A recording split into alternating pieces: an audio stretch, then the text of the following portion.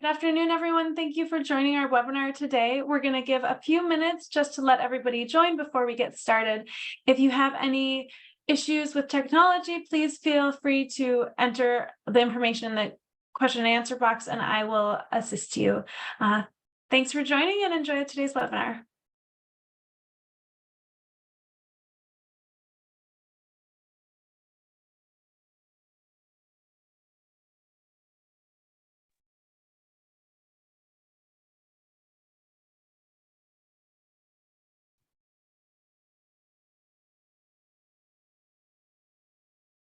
All right, I think we'll give a few more seconds and then get started on the presentation on the webinar today. Welcome, everyone.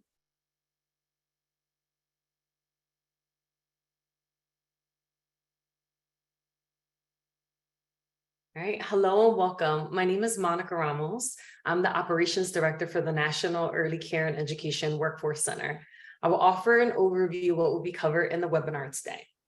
First, we will hear from the Administration of Children and Families, the funder for the center.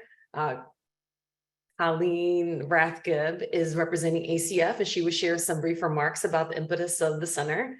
Next, we will provide an overview of the center. If you attended the May webinar, you will recognize that we cover some of the same information. While a little repetitive, we felt that it was important to ensure that those who are not able to attend the May webinar have a general understanding of the goals of the center and our primary activities. After the overview, we will launch into ways that we can engage with the center by highlighting 3 of the 5 key activities of the center, which are research to practice, technical assistance, and communication and dissemination.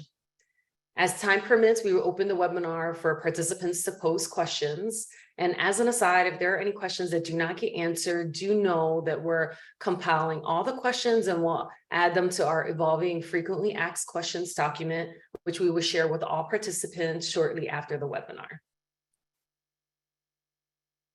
Before we get started, we just wanted to share this message with attendees. As you review the slide, which essentially notes that the work of the center is on its own and not necessarily representative of Administration for Children and Families, I would like to note and to thank the various funding federal agencies that are supporting the center work. They include the Preschool Development Grant Birth to 5, Office of Head Start, Office of Child Care, and the Office for Planning, Research, and Evaluation, OPRE. And I say supporting the work because they're not just funding the work, they are in fact true partners, well, what we refer to as our integrated project team. And that includes federal staff and center leadership. We use this broad team approach because early childhood is a varied mixed delivery system and is necessary to have varied perspectives to address the issue. Now, I would also like, next slide, please. I would also like to thank Kimberly Burgess-Sims and Amy Madigan, who have been there in the trenches with us, helping to get the word out about the center, as well as working side by side with us to conceptualize, operationalize our activities and tasks. We currently have over 24 works underway, and they have been and have from the beginning connected with and participated in the goodness knows how many people in presentations. They're both thoughtful, responsive, smart, understanding, and generous with their time. We couldn't ask for better partners in this work. Now I would like to turn it over to Colleen to ACF. Thank you, Monica. I really appreciate that. And I'm really thrilled to be here with you today to talk a little bit about why ACF launched this new National Center for Early Care and Education Workforce, and why it's so important to us, and what we really hope for the future of the early care, early childhood system. So I want to first talk about a little bit about ACF's mission and values and how this fits in. So ACF's mission and vision is really about how we can help advance the early childhood sector to better meet the needs of children and families. And so this includes ensuring that families have access to safe, supportive, and high quality early childhood programs. And as everyone probably on this webinar knows, that requires that we have the highest quality early early educators and providers to serve those children and families and we need to provide those early childhood educators compensation and support that reflect their values. So at ACF, we really believe that supporting the workforce is essential to supporting families. The quality of the early childhood experiences, the responsiveness of the setting, the stability of the programs, all of those things rely on a stable, competent, healthy, and well-supported workforce. And this is not easy to come by. For too long, the workforce, made up primarily of women of color, have been subsidizing an underinvested early care and education system with poor wages and compensation, undervalued women's work, racial, cultural, and linguistic inequities. And that is why ACF is focusing so much of our work and our investment on the early childhood workforce. So we're focusing on increasing compensation, including providing a living wage, striving for pay parity, and improving benefits. We're focusing on building a pipeline that ensures there are opportunities for professional growth and advancement, with increases of pay commensurate to that advancement, and supporting diversity, equity, and inclusion within the workforce, because our workforce reflects the diversity of children and families that we serve, and that matters. We also are about ensuring supportive work environments that can protect and promote the health and mental health and wellness of our early educators and providers, and fostering equitable access so that all children have access to great educators, and ensuring that this early childhood workforce has the skills and competencies to provide high quality practices.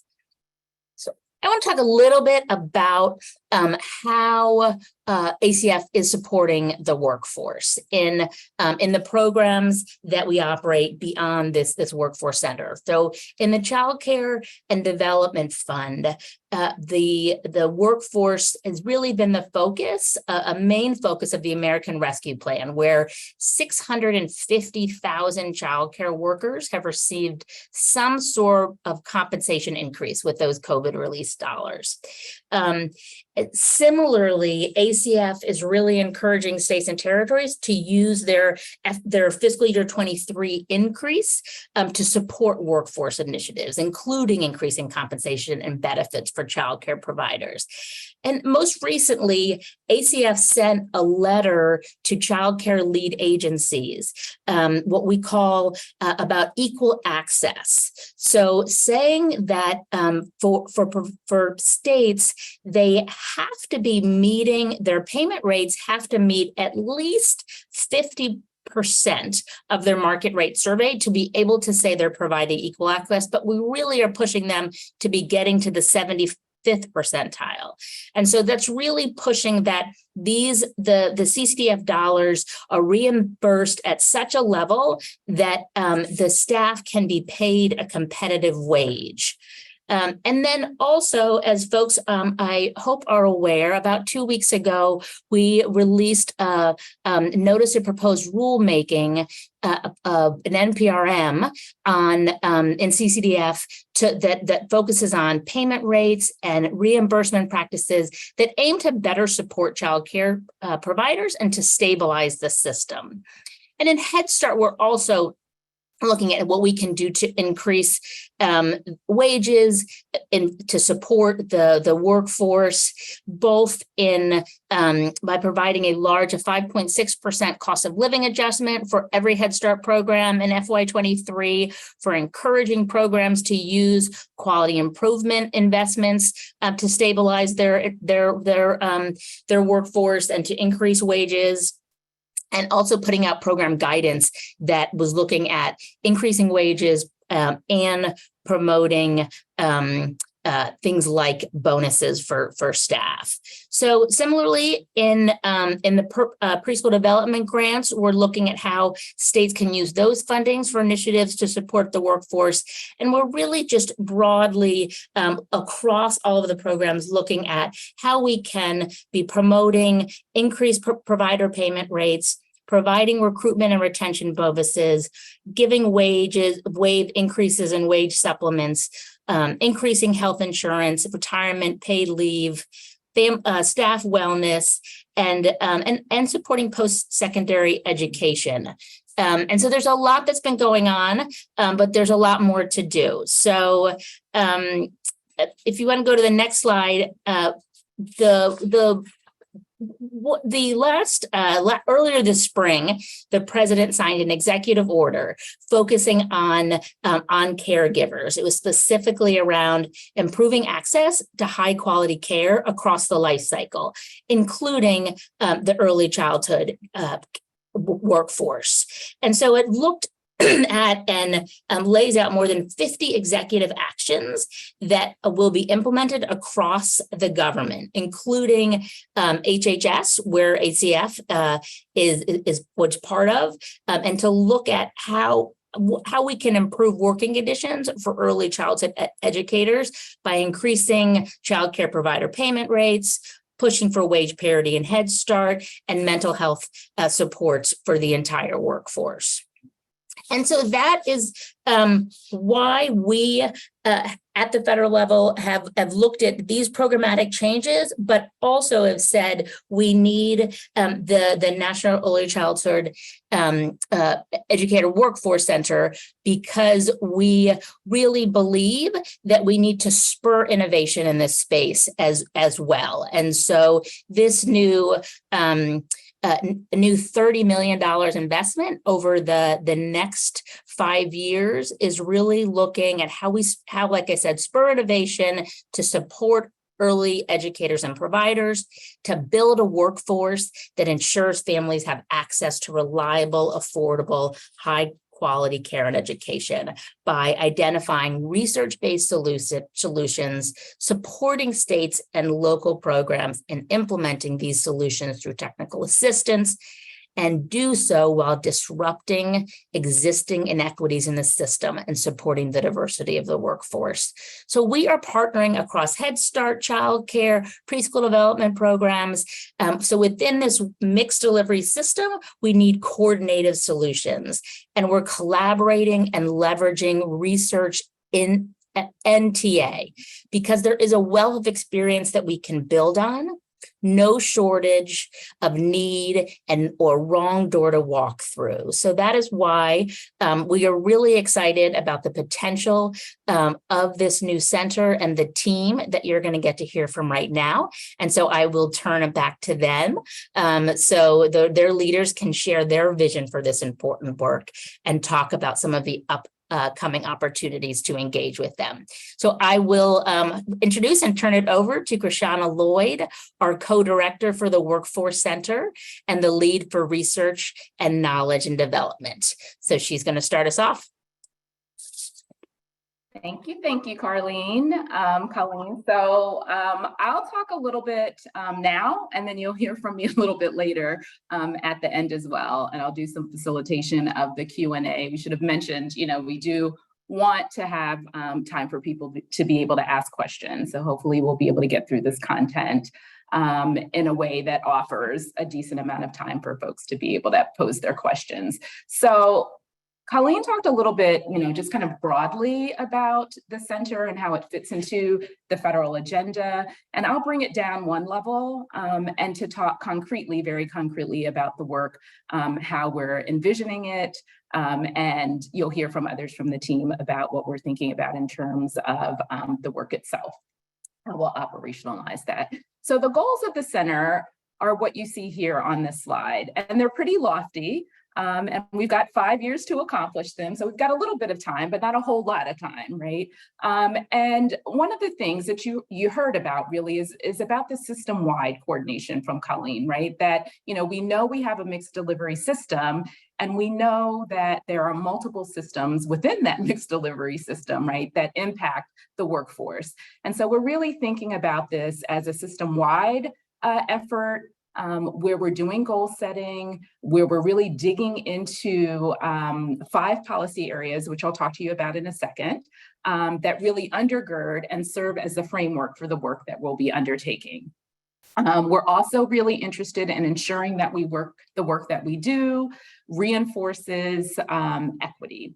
And we're still, as a center and as a group and as a core group of partners, and you'll see those shortly too, talking about what that means and how to put that into practice. But equity is certainly, top of mind and very center to much of what we will do in the center. And that's across all settings and all types of early care and education programs. We're interested in innovation, which Colleen referenced, right? We know there are things happening across the country that are very exciting, that are working, that are new, and we still don't know whether or not they're working. But we want to look at that innovation, and we want to think about and help people to think about how you can use what's happening in other parts of the country and other systems and tailor those strategies, those initiatives, those programs to your own context, and to think about how you scale them up and how you think about sustaining those initiatives. And again, with equity really at the core and the center around issues related to career advancement and around compensation, which we know is a huge issue. We're interested in advancing the well-being of the workforce. Again, Colleen talked about this and reinforced this, right? That we need a workforce that's well, right, and healthy, and has opportunities and reduction of barriers, and has an opportunity to move through a pipeline that makes sense. And then finally, again, equity, really concerned with ensuring that there's equitable access for young children and their families. And that starts with a strong workforce. So that's what the work is. In a broad sense. And again, we'll trickle down and think about that a little bit more concretely as you hear from some of my colleagues. So the next slide that you'll see is I mentioned partners. And while Child Trends is the prime for this work, we are working with 5 other partners that we refer to as core partners. And we also have collaborating partners, which Tanya Costin will talk about when we move to the technical assistance piece. But for now, I'll just let you look at the slide briefly, and you can see we have a wide range of people who have been working in the field and really thinking about issues related to the early care and education workforce for quite some time. And they include the BUILD Initiative, the Center for the Study of Child Care Employment, UMass Boston, the University of Delaware, and 0 to 3. So these, this group is a group of people who come together pretty regularly, weekly, sometimes daily, to talk about issues related to the center. I should say always daily, not even sometimes, to think about how we move our work forward. Next slide. Okay, and these here are the guiding principles for the center. We spent a lot of time during the proposal process as we were thinking about how we wanted to conceptualize and do the work. What's going to guide that? And there were the 5 policy areas, which I'll talk about in a few, and these guiding principles for our work. And we don't have a ton of time, so I'm not going to walk through each one of them, but I would just like to share that these were really born out of some work that Amy suggested that I mentioned was really the Mary Popper papers. And some of you may be familiar with them and some of you may not, and we can certainly put a link to them. But really what those papers did was a 2-part series that kind of traced the history of early care and education in our country and made some linkages to that history and where we are today. And so those principles really were kind of born out of that work, in addition to the work that's been done by our partners. And you'll see here, a lot of that is centered around strengths and wanting to draw on strengths and assets of the workforce, but really understanding that history and grounding the work in our history. Again, that commitment to equity, both as a process and as an outcome. One of the things we feel extremely strongly about is making sure that we're centering and that we're prioritizing educators in this whole process. And that's not just their voices, but their leadership and making sure they're at the table and informing our work every step of the way. And Elena Montoya will talk to you a little bit about that piece of the work. We want to promote a culture of innovation, as we've shared before. And also, we're really thinking about not just, these lessons learned in early care and education, but also across fields, right? So we know there are fields that are struggling with similar issues, and we feel like we can learn from them as well. So using kind of these principles to guide some and all of our work really is at the core of our being. Go to the next slide. And in terms of the policy areas that support our work, these come out of the Center for the Study of Child Care Employment at Berkeley. And again, they've been working on these issues for decades. And these are the policy areas. Again, I won't go into, a lot of depth about this. We can also, again, put a link in that Q&A if people are interested in learning more about the policy areas.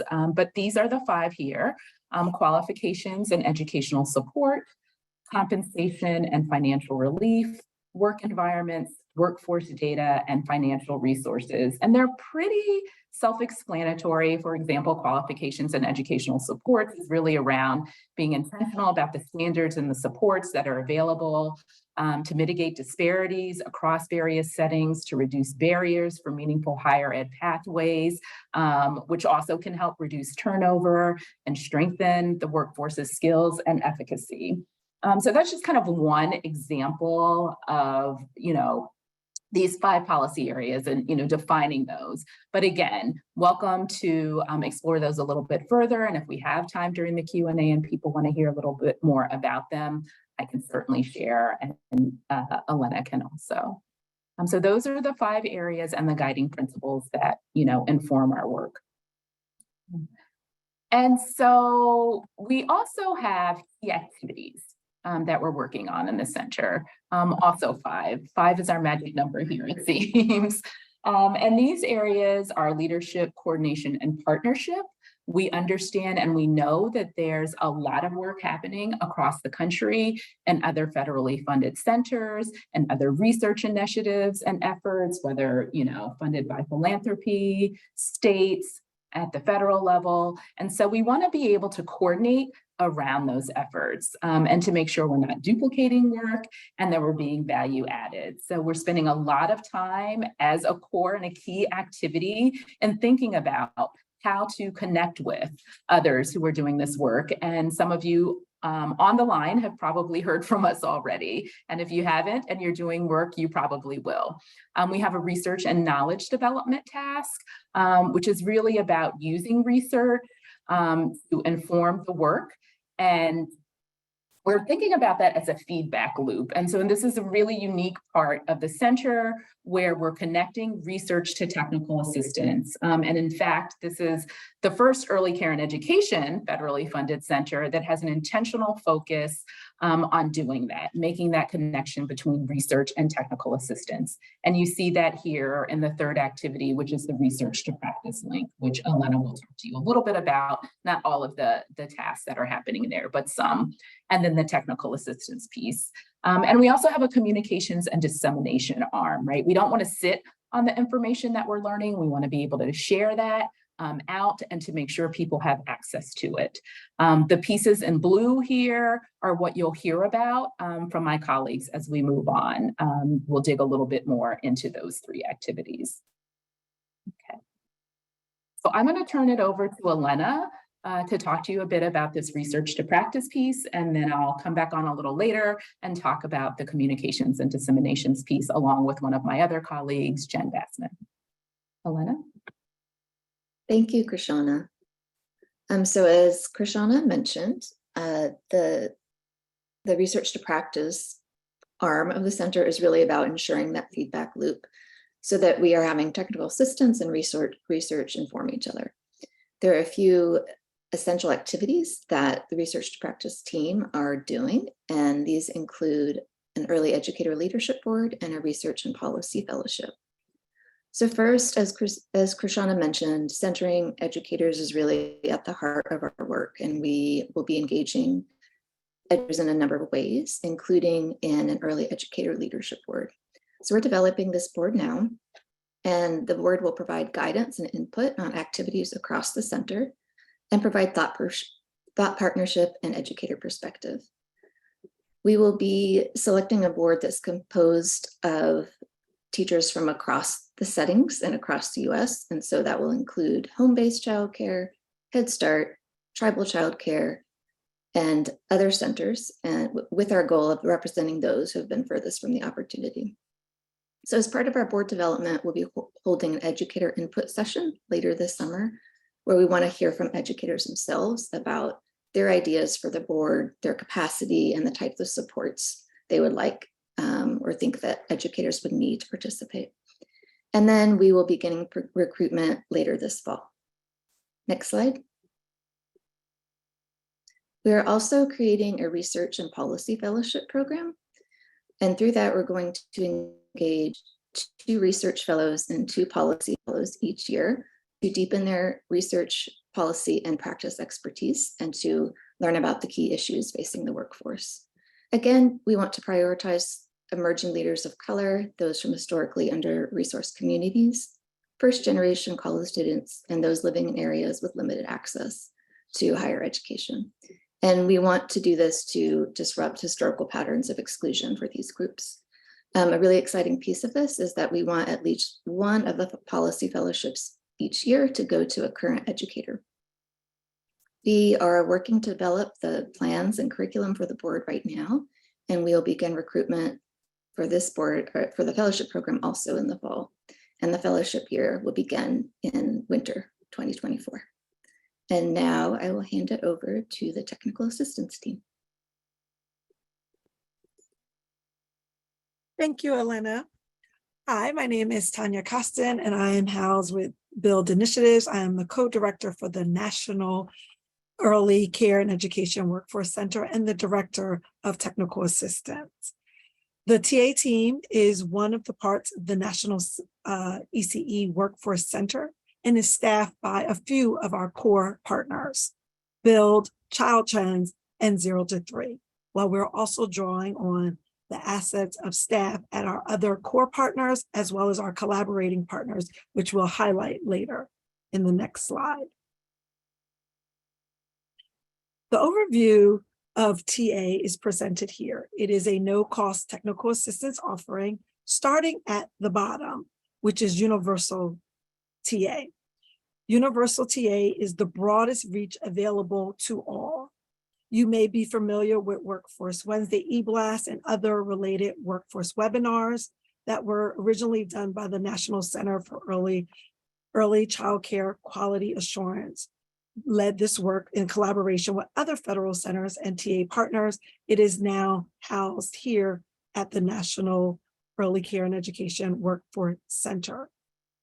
You will also have an opportunity to look at our foundational technical series, which you'll learn about later in the webinar from our co-lead, Julie Beeman Jackson, who is our co-leader for targeted Universal TA. And she will take you into a deeper discussion on that and answer questions and give you information about how to sign up and what's up next. Then that moves us to our targeted TA. This year, our focus will be on community of practices. There will be options for 5 buckets regarding the community of practice, and our co-lead, Raquel Diaz, who is housed at Child Trends, will give you information on that as ways to sign up, as well as to get more information. And then finally, we will offer targeted TA in year 2. Next slide, please. Here is a picture of all of our wonderful TA members and corresponding with the work that they do for the TA Center. As you can see, we have been assigned to regions that reflect those with ACF and Head Start, as well as we have pulled out to ensure there's targeted support for our tribal communities as well as our territories. as well as other activities, so that you will know who you can contact for further information. Next slide. Here are all of our wonderful collaborating partners that are helping us to really round out the expertise of the National ECE Workforce Center, giving us an opportunity to really help us support from all the way from a local level, all the way through state leadership policies and procedures. We are definitely looking forward to the work ahead. And with that, I would like to turn it over to Julie. Thank you, Tanya. Today I'll be talking a little bit more about the foundational series. The foundational series is one of the universal technical assistance offerings that will be available through the Workforce Center this year. The series is designed to equip early childhood leaders with the knowledge and capacity to begin the processes for creating change. Within the framework of the 5 policy areas that were referenced earlier, the Foundational Technical Assistance Series will support early childhood leaders in examining issues related to the early childhood workforce, including understanding the historical and current context of the workforce that has contributed to the creation of an inequitable, fragmented system. Next slide, please. This slide illustrates some of the processes participants will engage in during the course of the foundational series. There are no prerequisites required, and participation in the foundational series may lead to additional support from the center available through our targeted and intensive technical assistance, as illustrated earlier on the pyramid slide. Next slide, please. This slide highlights the structure of the series. There are 3 series or sections, which include 2 webinars and a consultative session at the end of each series or section. The consultative sessions will provide participants with the opportunity to engage in focused conversations and solution development regarding workforce issues impacting their specific region, state, community, or locale. Next slide, please. We hope that you will join us at our informational webinar about the foundational series, which will occur on August the 28th. When we have registration information available, that information will be posted on the landing page for the Workforce Center. And now I will turn it over to my colleague Raquel, who will talk about communities of practice. Thanks, Julie, and welcome all. I'm really excited to be here. My name is Raquel Munarriz Diaz, like Tanya said earlier, and my role at the center is the Senior Technical Assistant, really focusing on the targeted and intensive TA. Next slide, please. Thanks, Ria. So as you know, 5 is the magic number, 5 policy areas. Guess what? There's going to be 5 topics of COPs being offered related to the 5 policy areas. We do hope to offer 2 cohorts per policy area, but these are the titles and there is more information to come and there's going to be an opportunity to learn even more. But as you can see there, they're related to the 5 policy areas that Krishana introduced earlier. Next slide, please. So what are you going to expect to be there? As you know, targeted TA is a little more intense than just learning, and the foundational is going to give you a great learning background. This is actually to roll up your sleeves. You're going to be working collaboratively. We're going to invite you and encourage you to come in with teams, and we'll tell you more about that as the process goes on. But you're going to be working collaboratively with your teams, but also collaboratively with the other state teams that are going to be there. We really are going to encourage you engaging in dialogue and supporting implementation and actionable steps in order to support the ECE workforce. So with that said, I wanted to tell you a little bit more, Ria, next slide. So the timeline is going to be, we're hoping to kick this off at the end of September. As you can see, the first 2 topics that are up there, they're going to have 5 sessions because they're extremely related to our work that we're going to be doing with campaigns that you're going to be hearing about later. And then the other 3 topic areas are going to have 3 sessions for year 1. We're going to have 2 cohorts. It's going to be every Thursday. And as you can see, the times are hopefully in Eastern Standard, but taking into account all time zones. So they're going to run every 4 to 6 weeks when you're looking at it, because every Thursday will be a different topic, the 2 different topic areas. I'm looking now at my notes. I should have been looking at them earlier, but next slide, please. All that to say, if you want to learn more about it, we're going to put a registration link in the chat for you to come to the informational webinar August 14th. During that time, we're going to tell you a lot more, take a deeper dive, and want to answer a lot more of your questions. So with that, I want to pass it on to Jen Bassman, who's going to tell you a little bit more about our communication and dissemination plan. Thank you very much, Raquel. I'm going to, my name is Jen Bassman, and I am the manager of the Early Care and Education Workforce website. I'm excited to introduce to you today the launch of our landing page, which will serve as the home for the ECE Workforce Center for the next bit of time. So if we can go to the next slide, I'll just give you an overview. So here in the slide and in the chat will be the link to our website. This link will stay the same, both with our current landing page as well as with our permanent website that's coming next year.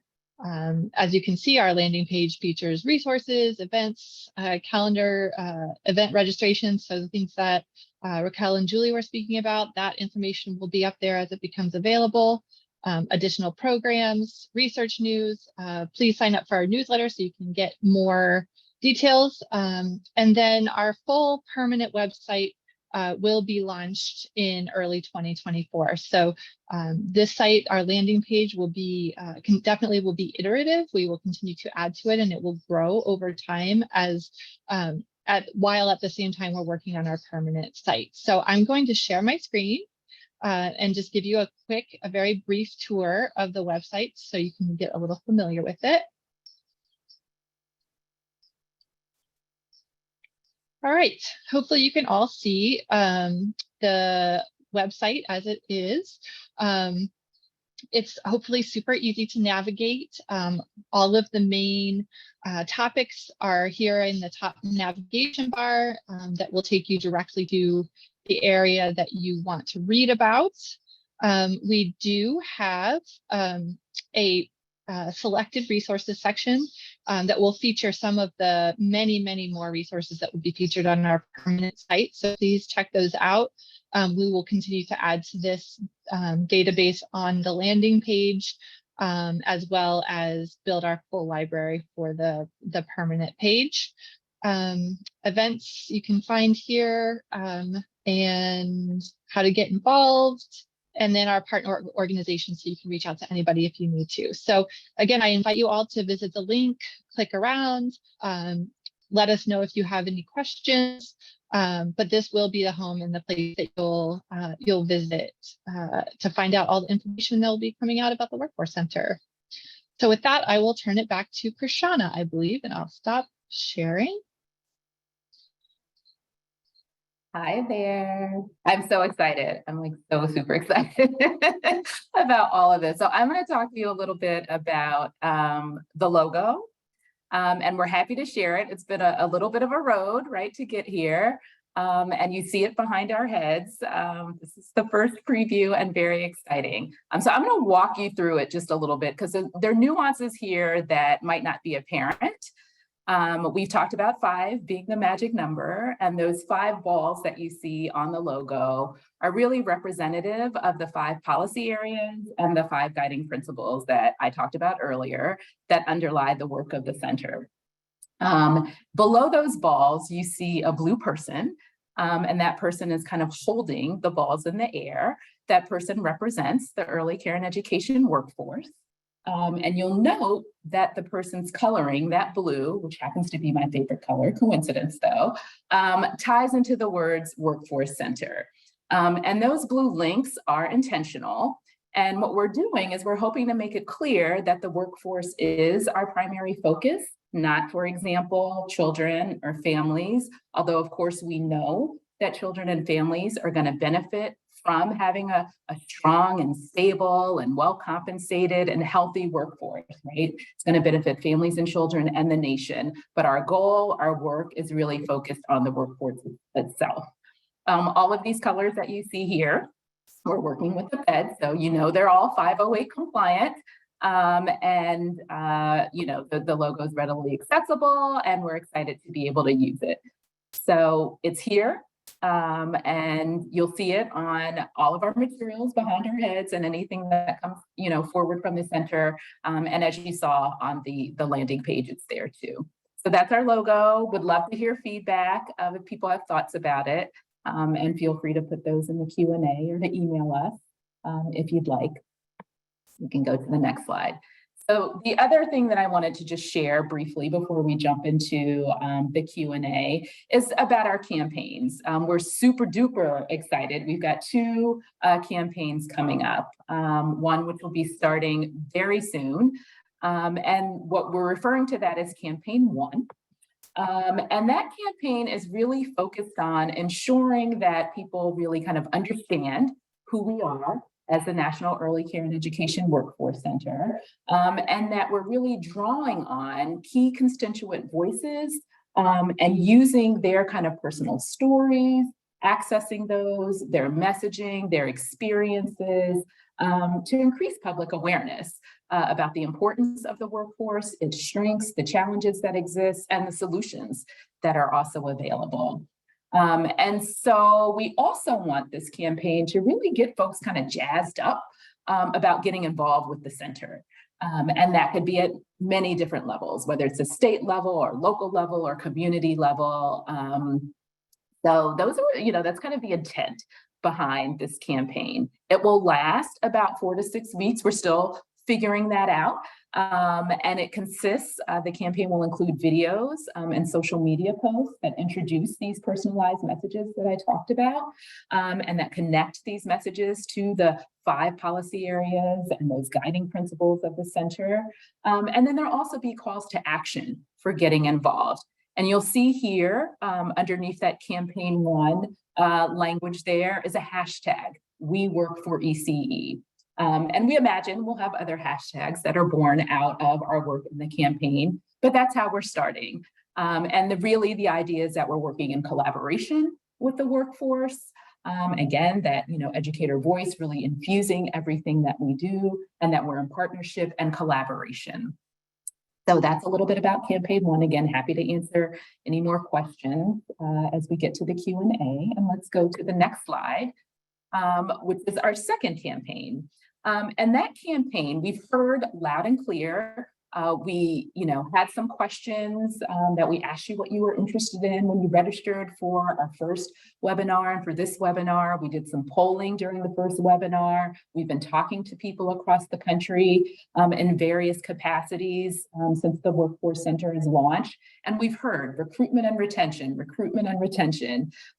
which we know are two separate things, but have definitely coming to the fore as being really critically important issues to address, along with compensation. Those seem to be the ones that are rising to the top. And so this second campaign will really focus in on recruitment and retention, and really to start thinking about what are short-term strategies and also long-term strategies that folks can be using to address some of these issues. And so we're going to do that with a toolkit. And that's Tanya and her team. You heard it from the TA team. Will be putting together this toolkit of resources that are in existence currently. And I think Julie shared that we've been thinking about the center as an iterative process. And I shared earlier about these feedback loops. So as we continue to go through the multiple years of the center, we'll be adding to this toolkit and creating new resources based on what we hear is happening across the country. But that toolkit will be online on that website that Jen just showed you, kind of virtually, and shared out. And that content of the toolkit will be delivered in a week's time. So we'll have a couple of webinars, I believe it's 3, Tanya will correct me if I didn't get that right. And the resources in the toolkit will be able to be kind of shared out and tailored to specific audiences. So for example, if you're in Head Start, that content and the webinar will be focused on Head Start. If you're a home-based childcare provider, that conversation will be about how those resources are applicable to your specific context and situations. Again, focusing on both short and long-term strategies. So that's a little bit about Campaign 2 and how that will roll out. It will kind of bump up against a little Campaign 1, but be a little bit further out. But we're seeing them as complementary and linked together. So those are the two campaigns that we have coming up this summer and rolling a little bit into the fall. And again, happy to answer any more questions about those. So now I will open it up for the Q&A to see if people have questions. I see a ton of questions in the chat, and so I'm going to facilitate that and just read questions as they come out. And then, open it up to my colleagues to respond to them. And give me a minute because I've been talking, so I have to get to the question and answer. Okay, so one question is, I'm wondering how the National Center will interact with the Head Start Regional Training and Technical Assistance System. Will it be similar to the other national centers that provide resources and professional development support to the regional TTA team?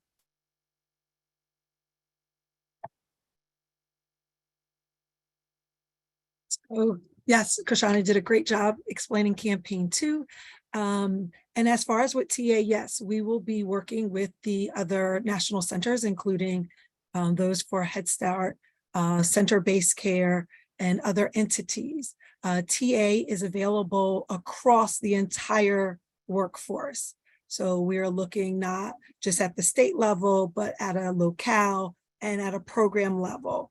And also those who touch the workforce will have opportunities to participate in TA and will have opportunities to be supported, whether it's through resources or technical assistance, and opportunities to join those things that are available to the wider community. Oh, thank you, Tom. Let's see. Trying to do a little bit of, some of the questions are very similar.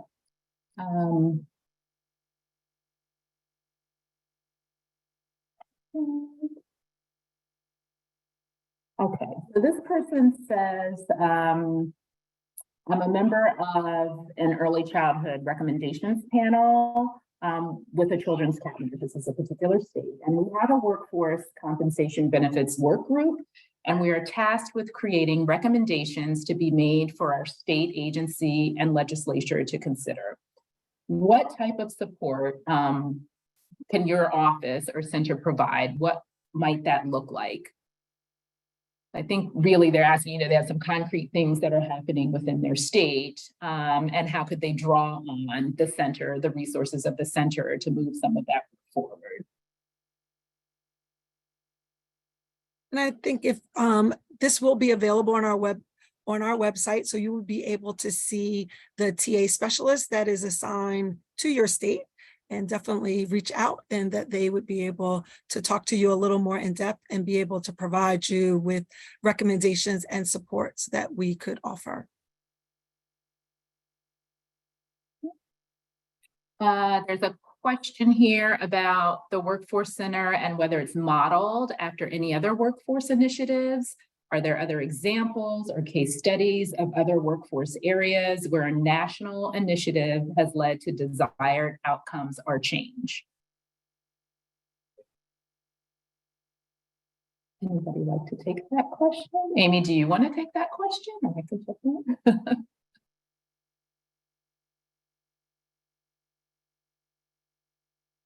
I'll take it then. I'm going to ask the question and take the question. So whether, has the Workforce Center modeled after any other workforce? And to the best of my knowledge, I will say no, and Amy and Colleen will correct me if I'm wrong. But to the best of my knowledge, this is the first federally funded workforce center. Again, there are other initiatives that have been happening in other national federally funded centers, and of course, other efforts that are happening across the country, whether they be privately funded or state funded or et cetera.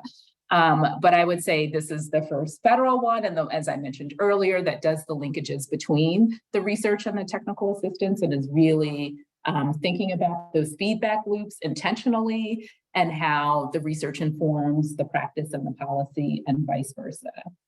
So I think we're new in that sense. We're innovative in that sense.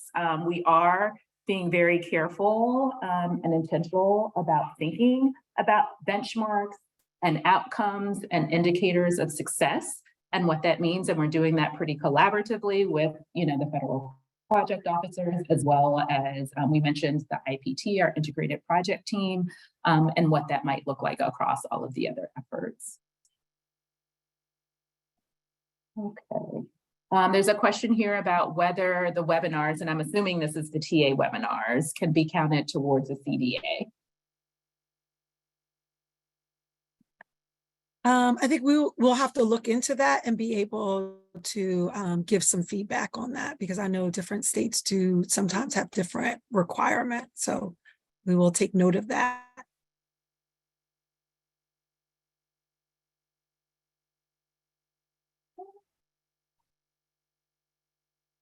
And there's another question here. Will the ECE Center collaborate directly with unions that represent early educators and other advocacy organizations, as well as amplify their work and importance to uplift the workforce?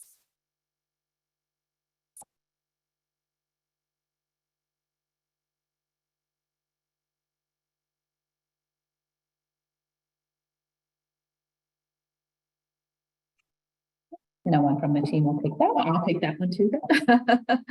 So we have been really, one of those key activities that I mentioned at the beginning was around that leadership and the coordination and the collaboration. That's a key facet of the work, one of the 5 big buckets of work that we'll be doing. And within that work, we've started, I think I mentioned, to kind of reach out to folks, and that's folks at federally funded centers as well as others. We have not at this point had direct conversations with unions, which tend to be, we know they have national presence, but also really important at the state level and at community levels. And we've not had those conversations yet. There are other folks I see in some of these questions around NACE, for example, National Association for the Education of Young Children, being raised, and others like, are we going to be, connecting with folks like that too? So I think I can, say yes, we know that this, these groups, these constituents are important. And we do intend in the course of our work to be connecting with national organizations as well as, state and community organizations, whether, they be those that are representing directly the early care and education workforce, and sometimes tangentially, right, like unions sometimes have a broader base too, not just early care and education. That might not be their sole focus. We realize these are important groups, and definitely intend to connect with people on the ground in this way. Okay. So now let's see. So there's a question here about the foundational TA series and wanting to share a little bit more about that. I'm not quite sure what the, I guess what the specifics are. It's just a broad question. Can you share a little bit more about the foundational TA series? There will be an informational webinar. Information will be linked onto our website, so people can register. And at that time, it will be a deeper dive into the foundational series. Just similar, we will also be having an informational webinar for the community of practices, which will be able to give people more detailed information. We are also creating one-pagers regarding both of those TA opportunities that will live on our website as well, and that I'm sure we can email out with other documents from this webinar that will answer give more information for the series. There's a question here about the recruitment and retention campaign, and how we will identify exemplars of successful recruitment and retention strategies.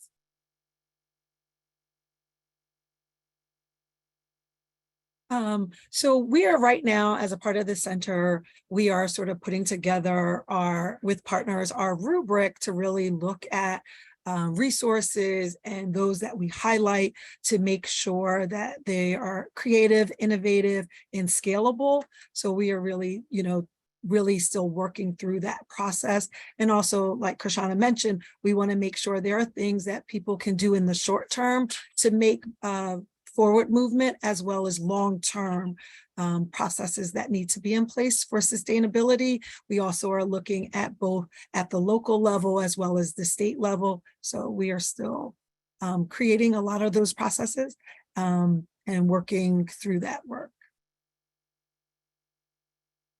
I think, Elena, this one might be for you. Will you consider adding post-secondary early care and education instructors to the board? We're teaching future early childhood educators and would like to be a part of the conversation. I think that the focus for the National ECE Workforce Center overall is for those educators working with children from birth to before kindergarten entry.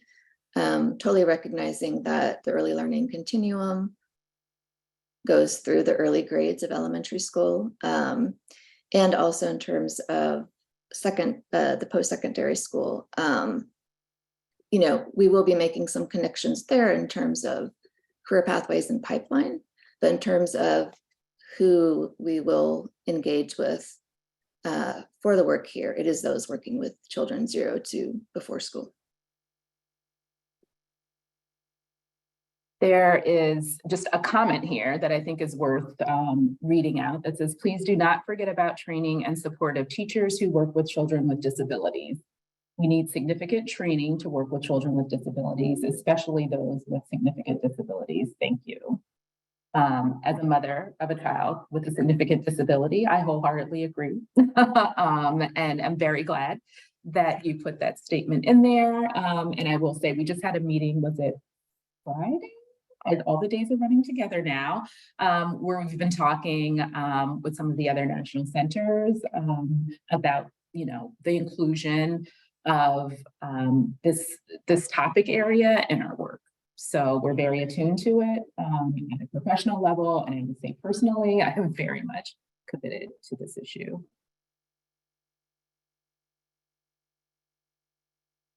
Okay. Sorry, still trying to get through some of these questions. Are there opportunities to work with early care and education programs located on military bases?